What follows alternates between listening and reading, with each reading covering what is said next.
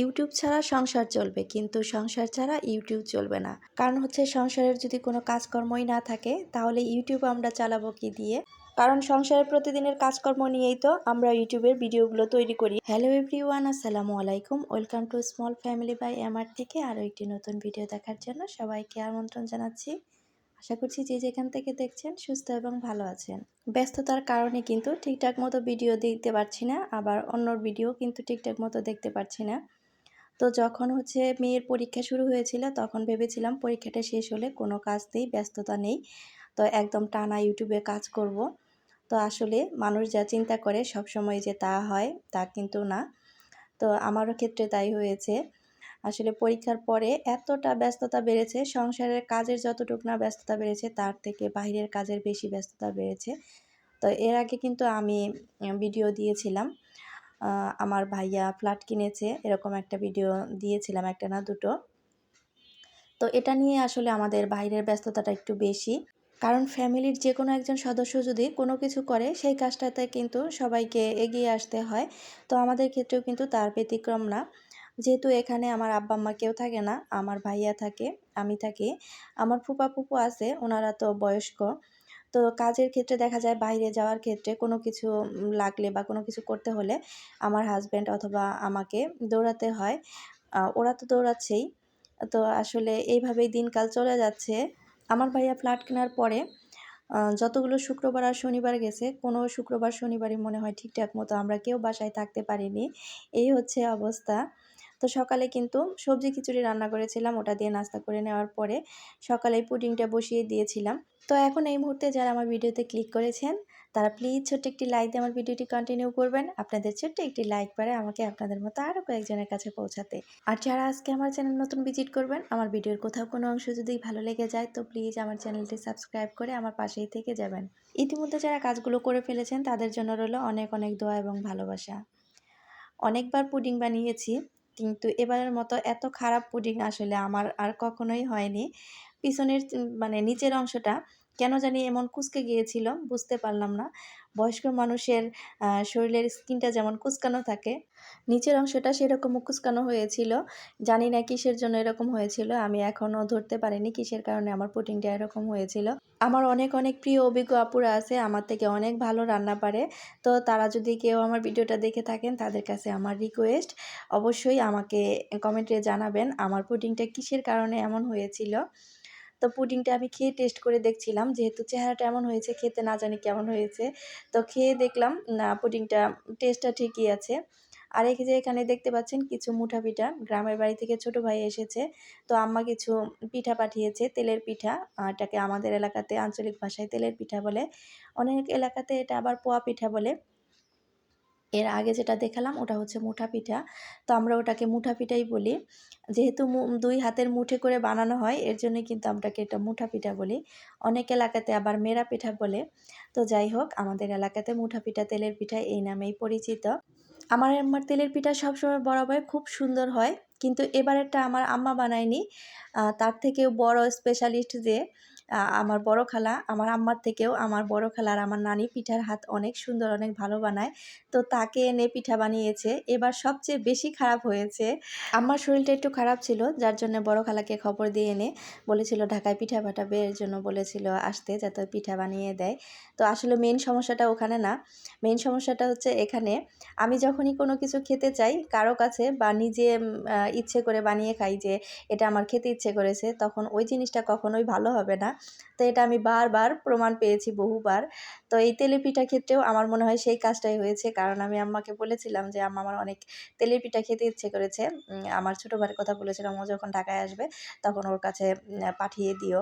গ্রামের বাড়ি থেকে কোনো জিনিস পাঠাতে হলে এখানে ৩টা পোটলা করে পাঠাতে হয়। যেহেতু আমার ফুপু, আমার ভাইয়া আর আমি পাশাপাশি বাসায় থাকি, লাউ শাক পাঠাতে হলেও কিন্তু পোটলা ৩টা বানতে হয়। তো একটা জিনিসের যদি ৩টা করে পোটলা হয়ে যায় তো অনেক বড় কিন্তু ব্যাগ হয়ে যায়, যার কারণে খুব বেশি জিনিস প্রত্যেক বাসার জন্য আনাটা অনেক কষ্ট হয়ে যায়। তো আমরাই বলি যে এত বেশি করে দেওয়ার দরকার নেই, কম কম করে দাও।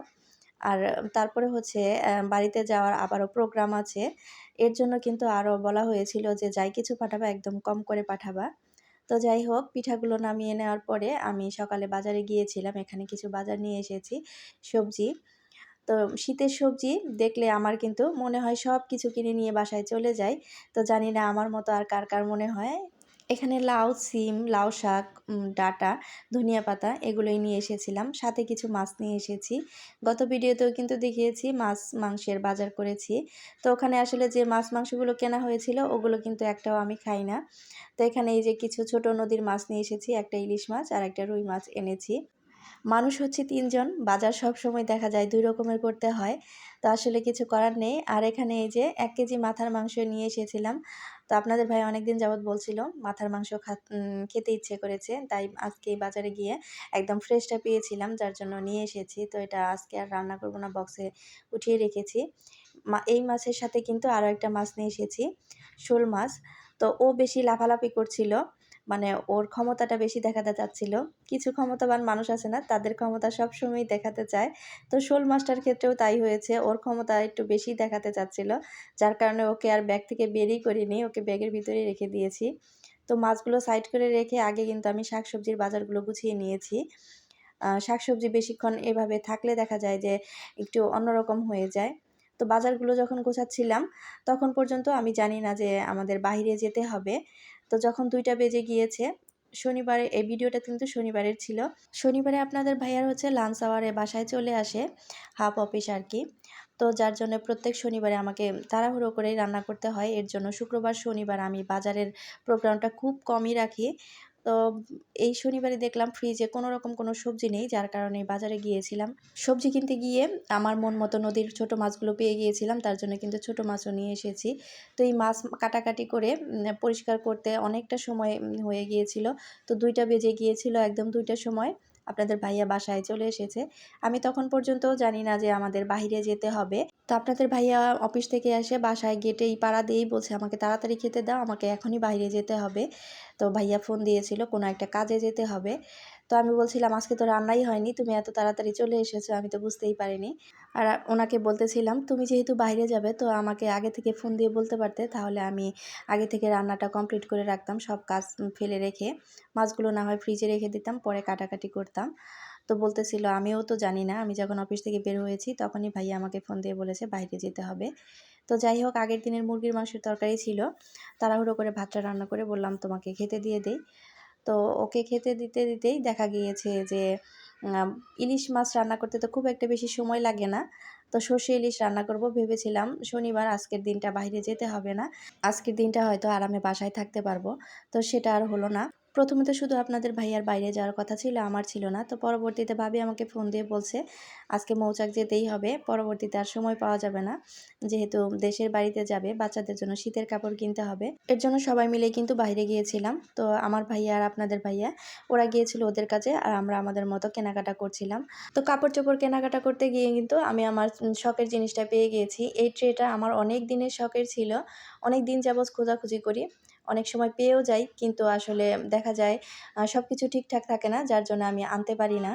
অনেক সময় দেখা যায় নিচের বোর্ডটা হয়তো এতটা মজবুত থাকে না, উপরের ফ্রেমটা এত মজবুত থাকে না। তো এবার সব কিছু মিলিয়ে ঠিকঠাক পেয়েছিলাম, যার কারণে কিন্তু এবার আর চান্স ছাড়িনি।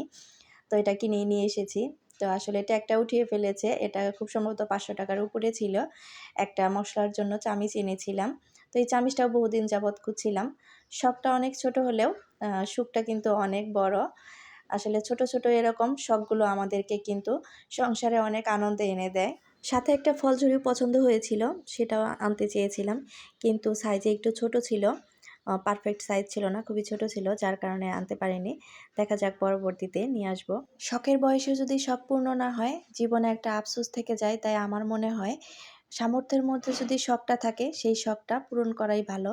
এখানে বিকেলের নাস্তার জন্য চিকেন টিকিয়া বা চিকেন কাবাব যেটাই বলেন ভেজে নিয়েছিলাম। আর এই চিকেন কাবাবটা কিন্তু আমার পেজে মীরা অ্যান্ড ডটারে পেয়ে যাবেন। আমার পেজে শুধু চিকেন কাবাব না, আরও অন্যান্য ফ্রোজেন আইটেম আছে। আমার একটা ছোট্ট একটা ফ্রোজেন আইটেমের বিজনেস আছে, সবাই আমার জন্য দোয়া করবেন। তো আজকে ভিডিওটা কিন্তু এই পর্যন্ত রাখবো। সবাই ভালো থাকবেন, সুস্থ থাকবেন, আমাদের জন্য দোয়া করবেন। দেখা হয়ে যাবে নেক্সট কোনো ভিডিওতে। আল্লাহ হাফেজ।